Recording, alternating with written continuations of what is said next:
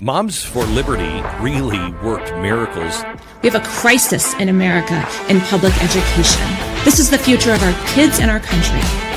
You are joyful warriors. And we are just getting started.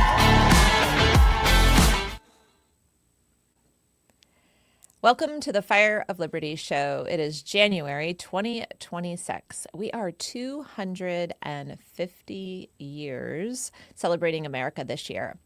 And some things that happened in January, 250 years ago, on January 10th, Thomas Paine published Common Sense, which changed the trajectory of America and the Revolutionary War and all of the things that were going on in a dramatic way. I was reading this morning also that in January in 1776, the British set Norfolk on fire, the whole city. So we really were starting to move into this war phase in America. And I'm opening with this today for several reasons. Obviously, we're not in a war right now in our country of that magnitude or at that level or that looks like that right now. But at Moms for Liberty, we do believe that we are in a culture war, and that we have been fighting this culture war for 5 years as an organization, many of us much longer before Moms for Liberty was even formed.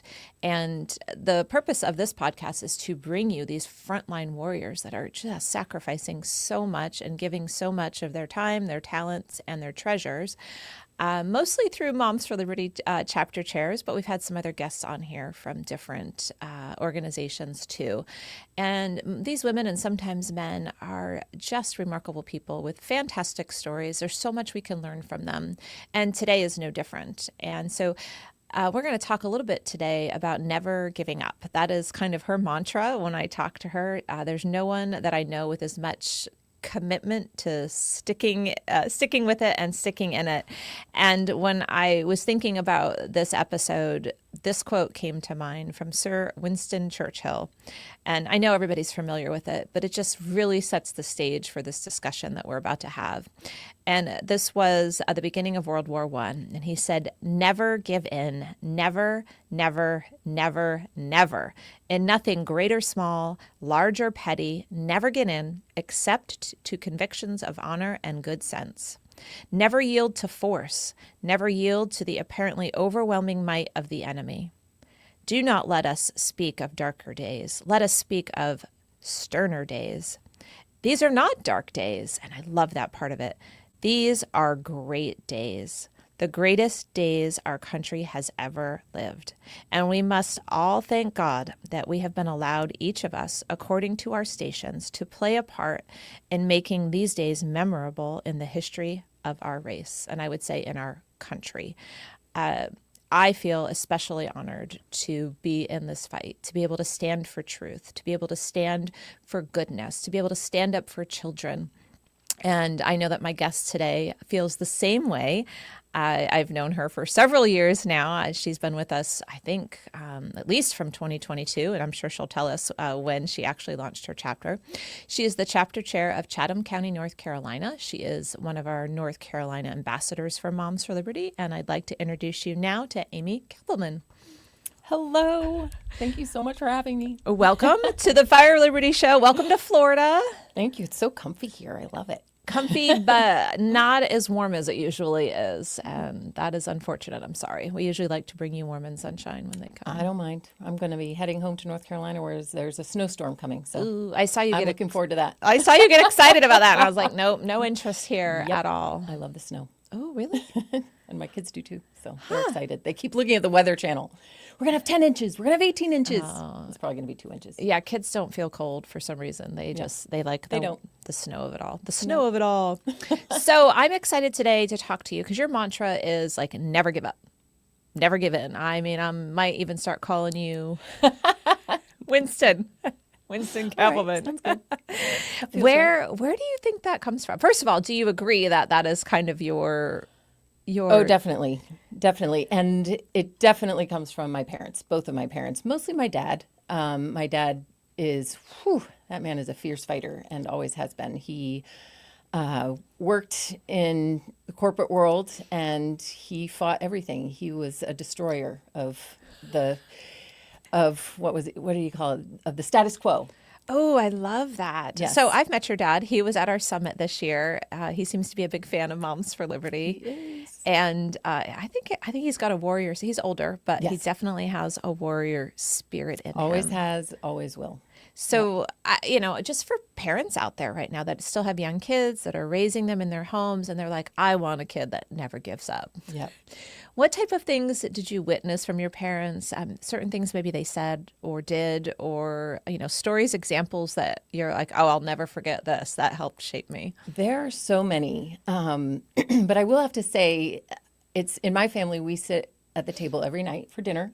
And that came from my parents. We sat around the dinner table every night. We talked about my dad's work. My mom was a stay-at-home mom. She was a nurse, but she became a stay-at-home mom with 5 kids. And he would talk about his work, and he would tell us stories. And many of the stories were things like one time the SAC came against him, and he came to the table and he said, well, the FBI came and raided my office today. Hold on, back up. Who raided his office? The FBI came to raid my dad's office. So you come from a long line of people, i.e. your father, and now you, of FBI. I don't want to say wanted by the FBI, but you're on the FBI's list somewhere from when the Biden administration, and your father was too. I'm a terrorist. Why was the FBI raiding your father's office? So the SEC came up against him because there was it was ridiculous. And my dad is full of integrity, and he was like, I've never done anything wrong. The FBI can take whatever they want. I don't care, because he was traveling at the time. We were on vacation when this happened. And his administrative assistant called him and said, the FBI is here and they're raiding your drawers. And he's like, let them. And then he used some bad words and said, I don't care. I got nothing to hide.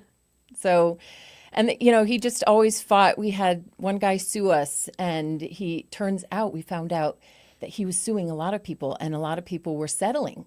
And he was like, I'm not settling. This guy is an evil man.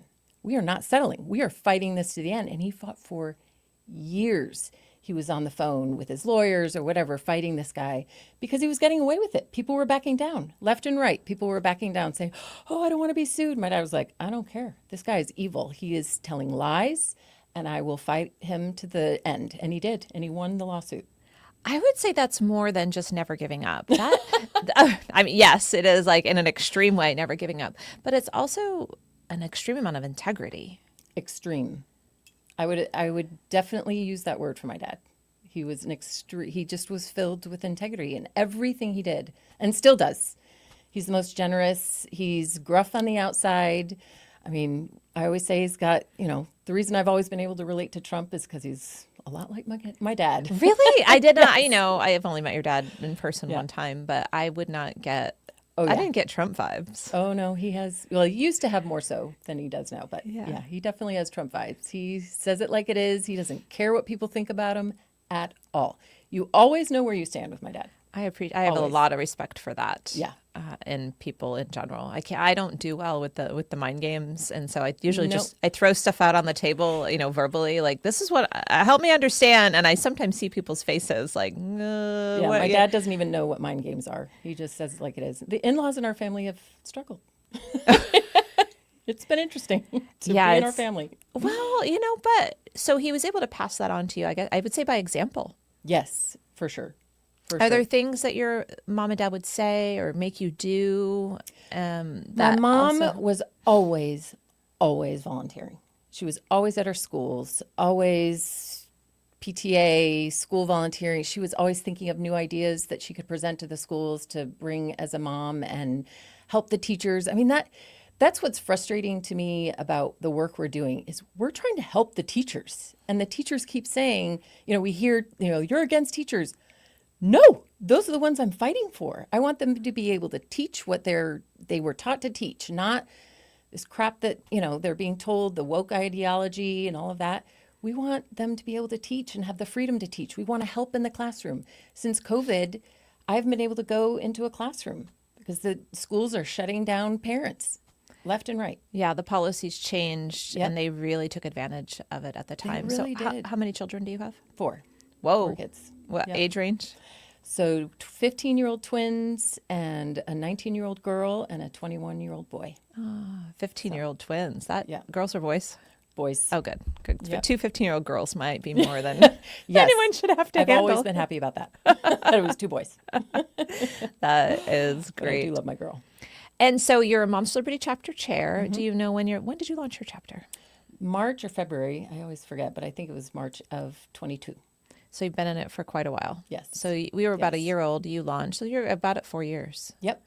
Yep. Has it been all roses and cake? Oh, so easy. So easy. Everybody loves me in my county. I mean, you should see the stuff people write about me. It's just beautiful things. Oh, man. No, it's been interesting. I think the best part about it has really been just being a part of it, just being part of the fight, and to be with a group of women and men who all share the same values of, come on, guys, we got to stop this. This train has been going on far too long. We've allowed it. Now's the time to fight it. And so we're fighting, and we can't stop. We just can't stop.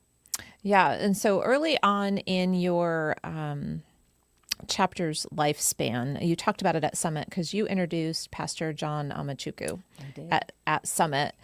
And I think you said, something like, I have a little story about him. And I don't want to give you all the credit for making him famous. No, I don't deserve all the credit for that. But you played a role here for sure. And so something was going on in your school district. And I think it's an important story to share because it didn't just happen in North Carolina, which that would be like North Carolina is considered the Bible Belt. So Right. you would not expect this to happen in North Carolina, but it's definitely happening all across the country, even to this day. So tell me about this experience with the pastor and your school board and what went on here. Yeah, and this speaks to the essence of what I want to talk about today, and being the light, is that I was the person that this father called because I was chair of Moms for Liberty.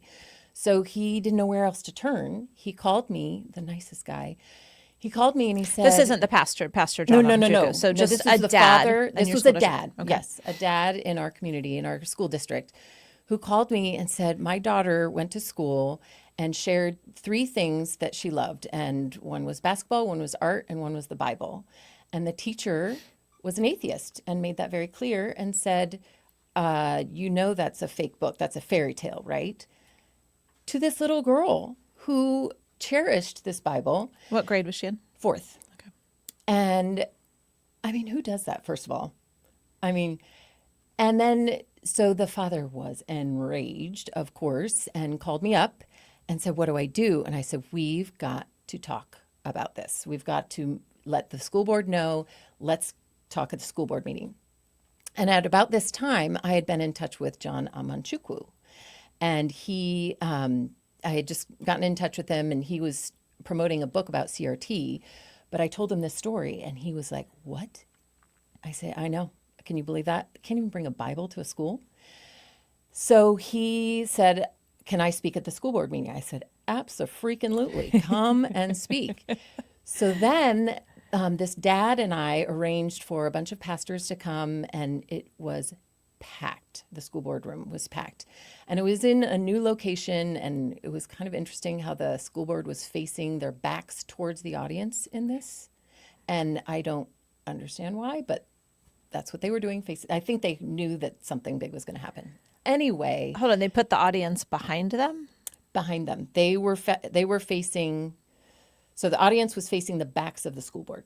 That is so weird. It was so weird. It's never been done since or before. Because they realized what a bad optic that is. Literally, your elected officials turning their backs on you. Which is what they were doing anyway. Like, they didn't even have to have the optics. It was clearly what they were doing, but they made it known. And they deny it, that that's what they were doing. But anywho, this was quite a school board meeting, and John gave an incredible speech, 3 minutes long. He kept to his 3 minutes. And just talking about the Bible used to be in school. That's the foundation of our country, is Judeo-Christian values. That's the foundation. What's wrong with that? That's not a fairy tale. That is not a fairy tale. And a teacher is telling a 4th grader that.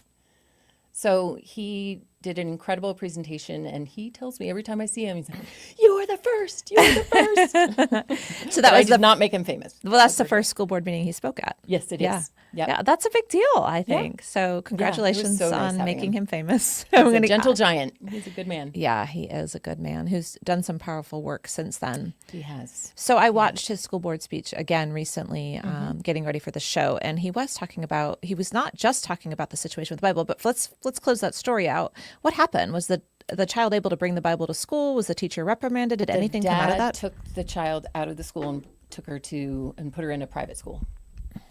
Because the school wasn't doing anything about it. The teacher was still there. They didn't do anything. So parents, that is something to be aware of all across the country, because if it's happening in Chatham, North Carolina, it's happening in New York and California and all of the other places too, Chicago. And your child should be able to bring a Bible to school.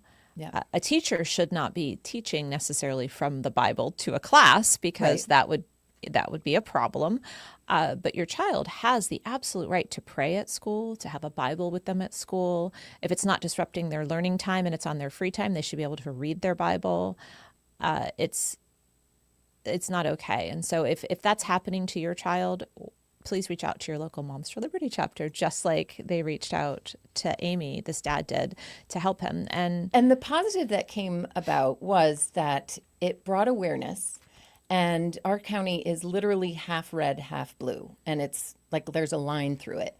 And because we've got a very agricultural part, and then part of it's right next to Chapel Hill. And we all know about Chapel Hill, North Carolina. But the schools, now some of the schools in the red part are now having Bible classes, not as extra classes, not in the school. after school programs, after school clubs. Exactly. We have the Dove Bible Club here in Right. Brevard County, and Right. Loretta, who runs that, opens them for after school clubs that Yep. parents and families can opt into. It's really Yeah. a great program. Yeah. Yeah. And what's wrong with that? It's after school. It's something, and there's something for everyone. You don't all have to not believe in the Bible. Yeah, no, it's great. And so that brings it back to the title of this episode, Be the Light, because by standing in your county, people knew where to turn to. Right. And so I do want to talk a little bit about some of the other things that Pastor John was talking about that night. He was also exposing some critical race theory training that was going on with teachers at the time. And you sent me Yes. what he was exposing. And guys, I can't even believe what I'm reading. This one page in the training manual says some aspects and assumptions of white culture in the United States. And this is my favorite one. So white culture is rugged individualism. Sign me up. Number one, right here in the teacher's manual, rugged individual. Where have you heard that lately, Amy? I don't know. There's this guy in New York, I think, that said something about it. Yeah. Yeah. He was kind of saying it in a negative respect. I kind of think it's a good thing. Yeah, this was the new mayor of New York City, Mondami, which we were all freaking out when he said this in his swearing in speech Yes. right after he was Yep. sworn in. He Yep. said that, America, we should be embracing the warmth of collectivism. The warmth, cozy collectivism. Over, was it like cold, rugged, Old right. cold, rugged individualism? Guys, Give me the cold, rugged that is individualism. the number one bullet on this teacher training, which has been used across the country in all kinds of schools. It's saying that if you're going to fight racism and whiteness in America, that we have to fight rugged individualism. And I just think, how many teachers have been trained on this? So I want to reiterate that I got that from an anonymous teacher in our school district. She did not want to give me her name. To this day, I don't know who it is, but she gave it to, I was helping a school board candidate run at the time, and she gave it to her, just the pictures, sent it to her over email, nothing, we have no physical copy of it, but it is real. This is what they were training the teachers in August before they started school in September. So I left the school board in November of 2020, and I went to a district-wide training that summer here also. It was for it wasn't teachers, it was for leaders, so principals, assistant principals, and district staff. And it was packed auditorium. And I didn't save the documents, but 100% it was all built around this. And I was, But they're not in our schools. yeah, I was very concerned after leaving there. But at that point, it was between August and November, because at that point I'd already lost my reelection, but I was still seated in the position until I left office in November. And so I went to the training. I had to leave early because I had another commitment, but I sat there for, an hour or two, and I just thought, it's here in my county. It's happening, and there isn't a darn thing I can do about it. And so. And the chair of our board point blank said to me to my face, we do not have CRT in our schools. Yeah, well, because the top of this page doesn't say critical race theory. Exactly. It just says that these are assumptions of white culture in the United States. They are masters of rewording. Yeah, I'm going to read a few more of these just because it's almost infuriating. Almost. It is. Yeah, it's infuriating. The rugged individualism is the first one that they have to fight in America. Competition. Being number one, we have to fight that because that's whiteness. Yeah, everyone needs a trophy. Winner loser dichotomy, that's about being white, apparently. If you're action oriented, that's white culture. Oh. Must always do something about a situation, that's white culture. Well, my dad was definitely white culture. Well, the thing is this isn't white culture. I know. If you go I mean, have you ever heard of Thomas Sowell? Have you ever heard of Clarence Thomas? I mean, yeah. Don't show emotion in communication. That's white culture. Being polite, white culture. This is what our teachers in America are being trained on across the country. And so how old is Mondami? The other thing is how old does he act, or how old is he? Yeah. How old is he? Because if you look at this, it's copyrighted 1990. So how long has this been how long have our teachers been trained that they have to fight against this white culture that is an American culture? This isn't white or black. These are like to be polite. If you're fighting against being polite against my black friends. I mean, it's so sad. Hard work is the key to success. That's white culture that we have to fight against. I mean, nuclear family, we know that because in Black Lives Matter, in their 13 principles, they right on their web page until we caught them. Fight against the nuclear family. And the 13 Black Lives Matter 13 principles for school-age children, too, also says that we basically have to destroy the nuclear family to fight the white culture and the white power in America.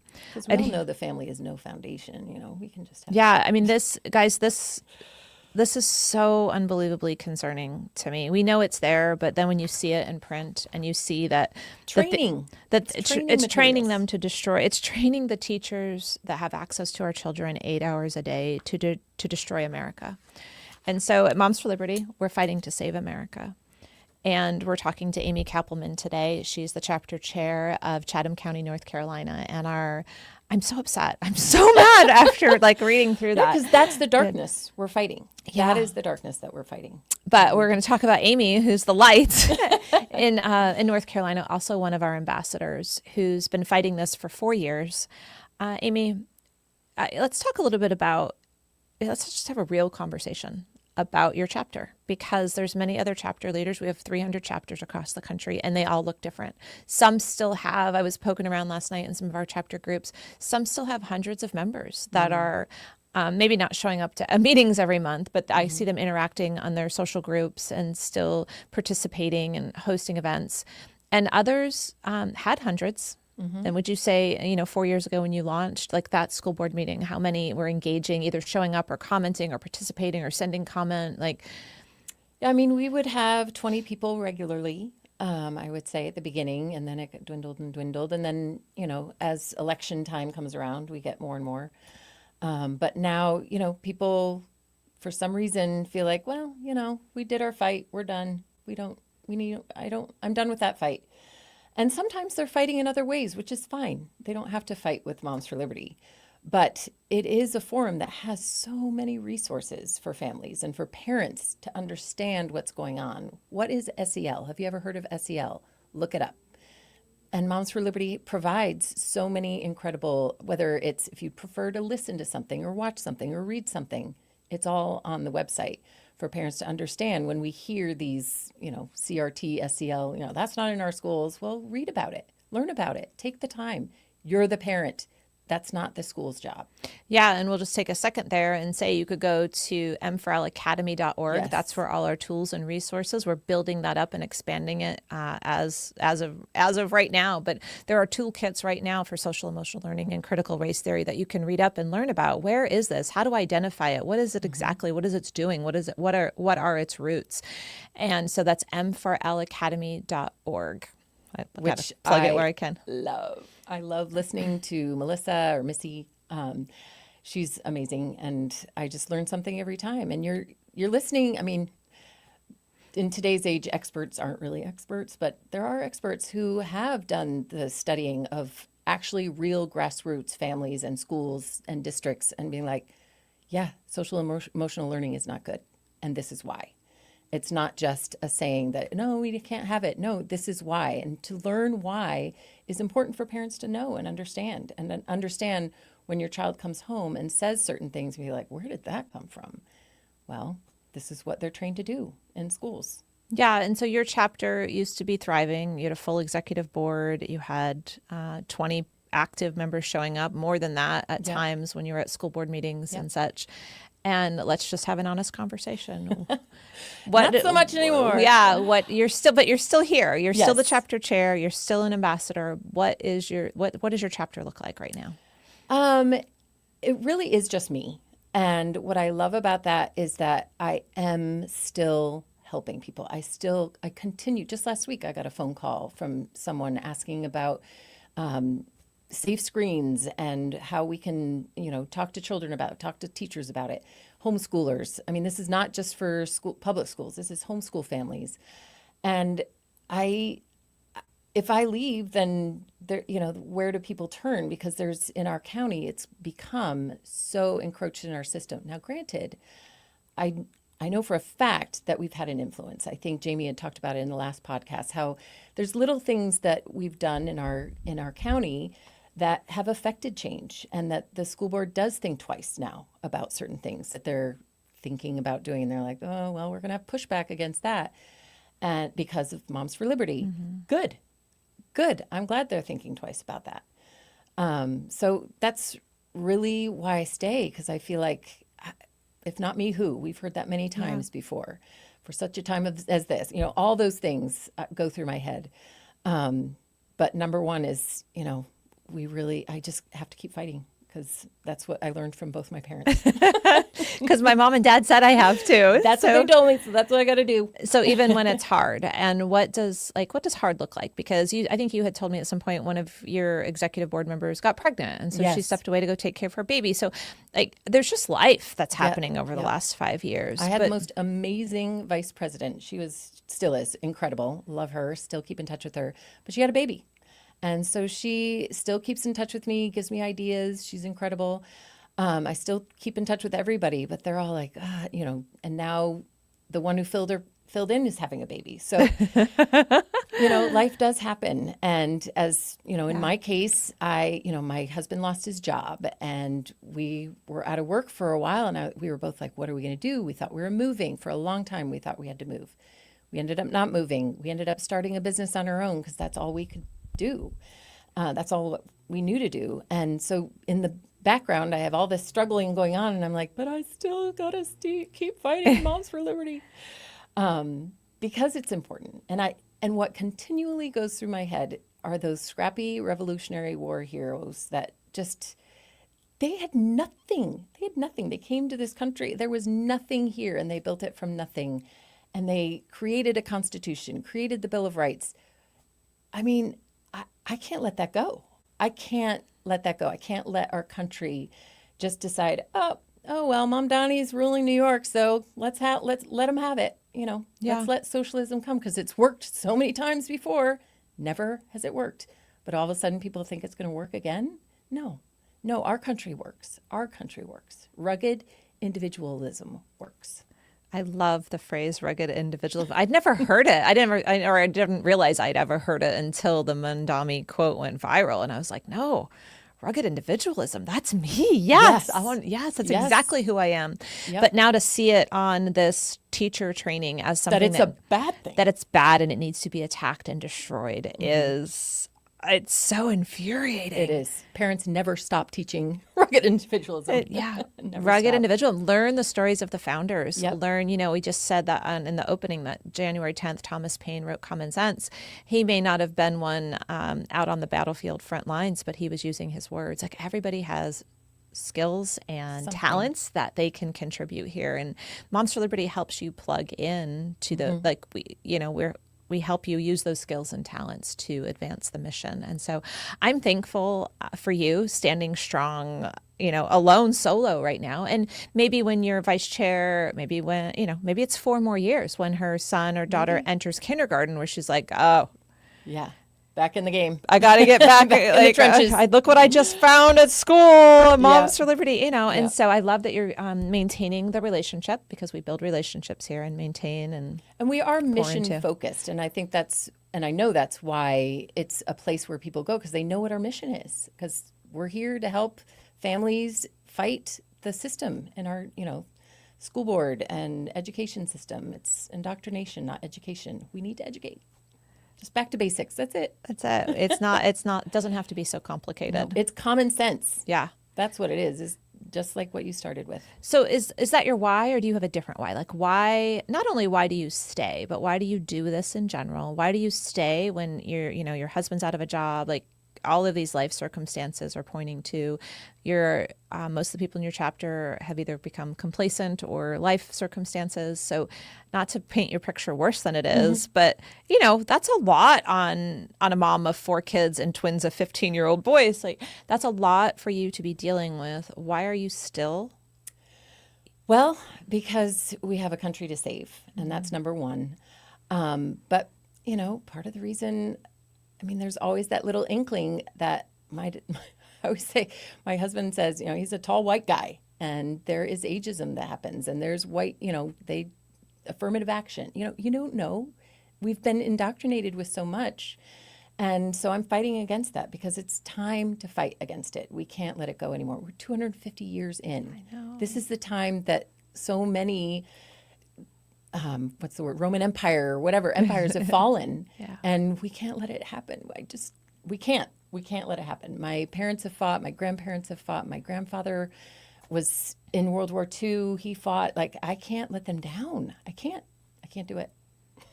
Yeah, I believe we're probably going to see all of our family again one day. Yeah. And I want to be able to say I did everything I could to preserve what you sacrificed for. And we are the examples for our children. Yeah. The parents are the examples for our children. What if they see me sitting on the couch watching TV or soap operas all day? Is that an example I want to set? That sounds kind of nice. Although I don't, our soap opera's even on. I'd be more like Netflix. What if they just saw me binge watching, which I may or may not do sometimes. As you should. I just can't take it anymore. There are many, many days that I think, oh, that couch looks comfy. And then I get on my computer and start writing to parents or write a Moms for Liberty newsletter or whatever, just because I feel like I got to stay in.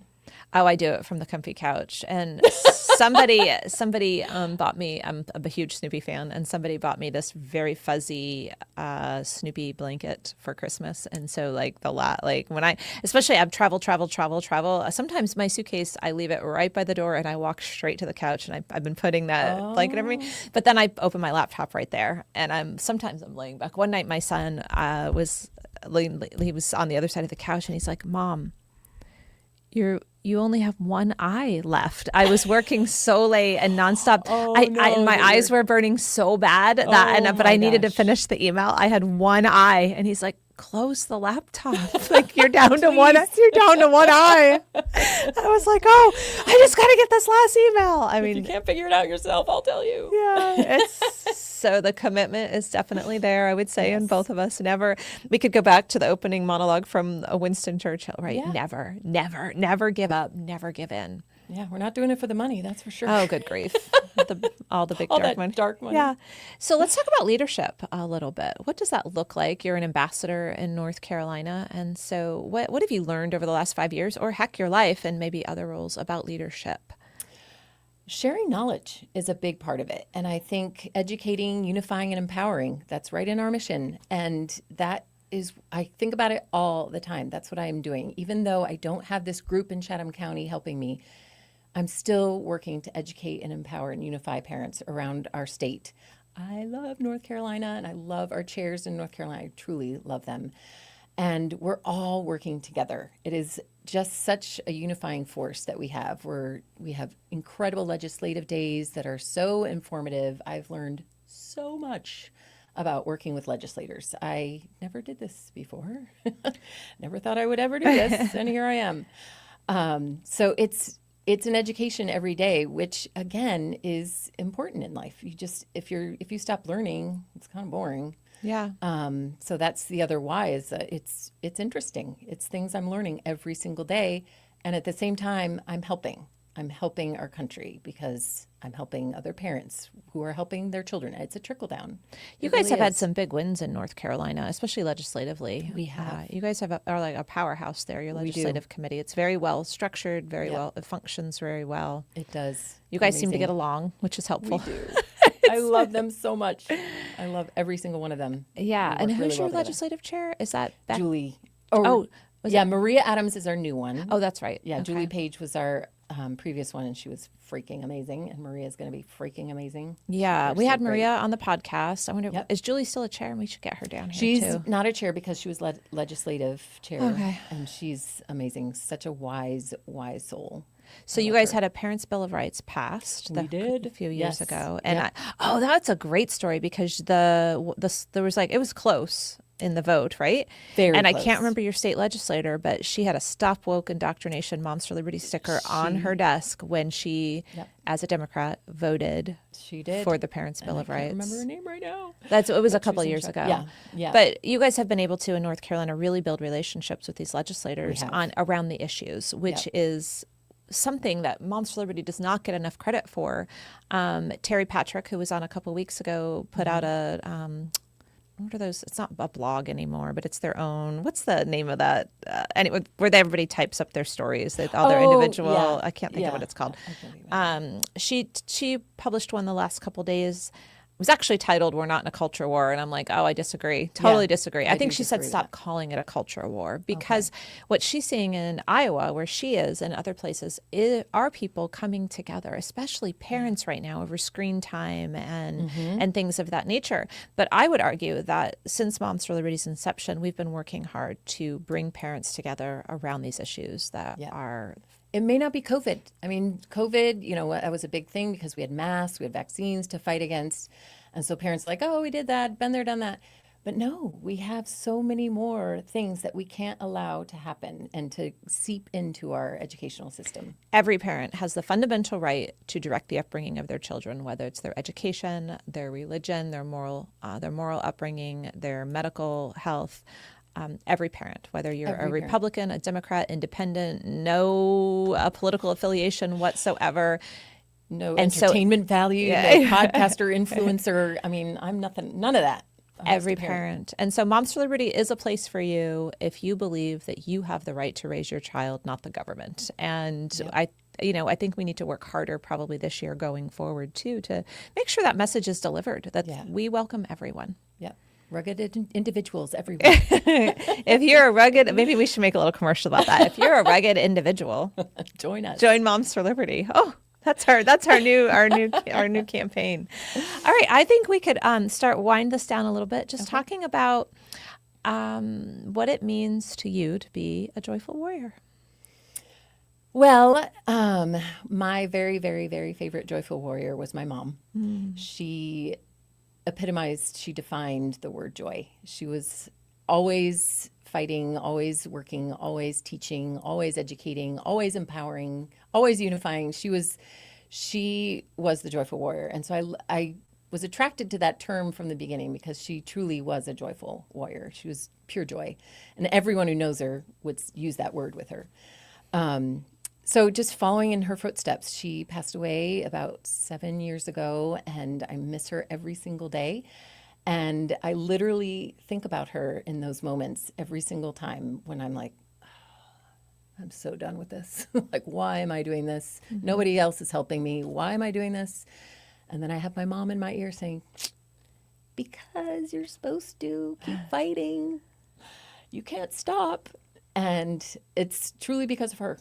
Because of what she taught me and her example. And that's what I want to be for my kids. I want to be that example for my kids. Do you think you are being that for your kids? Has there been any response from them as you've been doing this work that they see that or they've learned from what you're doing? I love the conversations that I have with my kids about it because they, every time I say I'm, doing something, oh, is it for Moms for Liberty? Because I leave them alone for dinner many times because of Moms for Liberty, or leave them to, for Summit or whatever. Oh, it's for Moms for Liberty.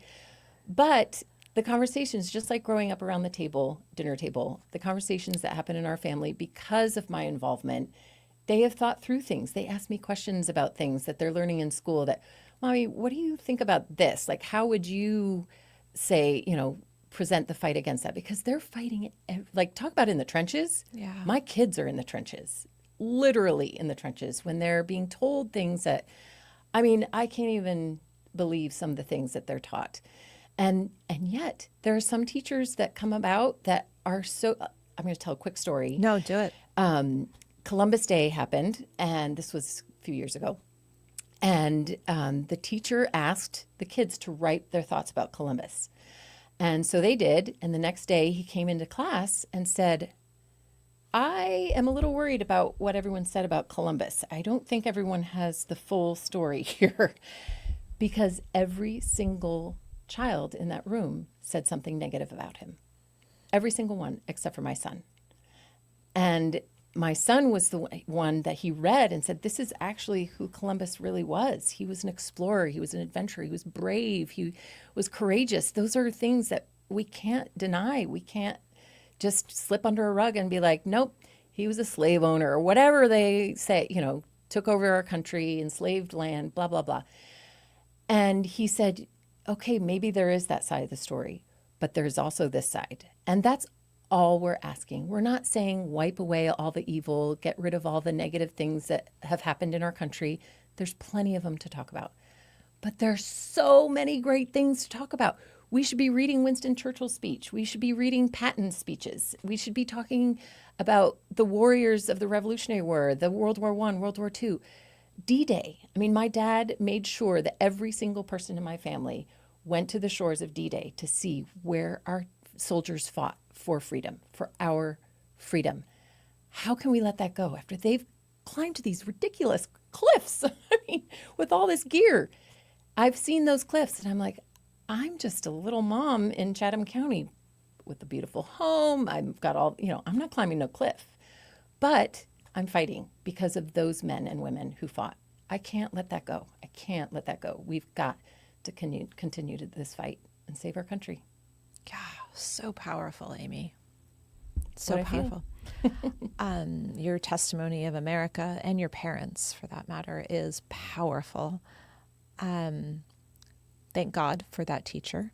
I will say, I shared a story on an episode just a few weeks ago about my son when he was in 7th grade and what they were teaching about Columbus and what he learned about Columbus. And it was wrong and it was awful. So his teacher was promoting that Columbus was a war criminal and all of these things. Well, your child's teacher, the impact a teacher can have on what they're teaching our children. And that list from the critical race theory that teachers are being trained on is heartbreaking, because these teachers are impacting the future of America. And we've got to support them. I wrote an email to this teacher thanking him because my son told me the story, and I wrote him an email. I said, thank you so much for doing that.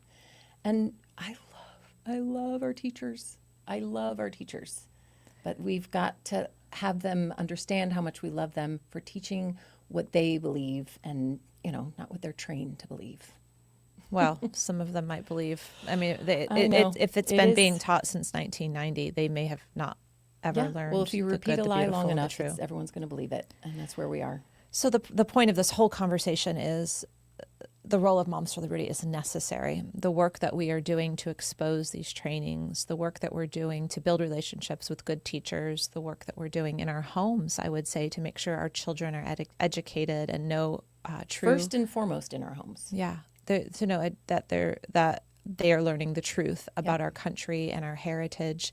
I love your story because of what you pull from your parents. What an example you are of learning these traits from your parents and now trying to pass them on to your children. It'd be interesting to talk to your kids in 20 years as they tell their stories about you. I've thought about that, yeah. And, instead of rolling their eyes about Yeah. your leaving them with pizza for dinner while you're going to work on Moms for Liberty stuff, maybe Yep. they'll have, I do this now because my mom did it. Yep. And Posterity. that's the biggest thing we can do for our children. And so it's an honor to have this conversation with you and to have you leading in Chatham, even if at this moment it's you alone, because you're holding up that torch of light, and you're telling people where to turn for truth and information and tools and resources when they need it. So And it isn't dark everywhere.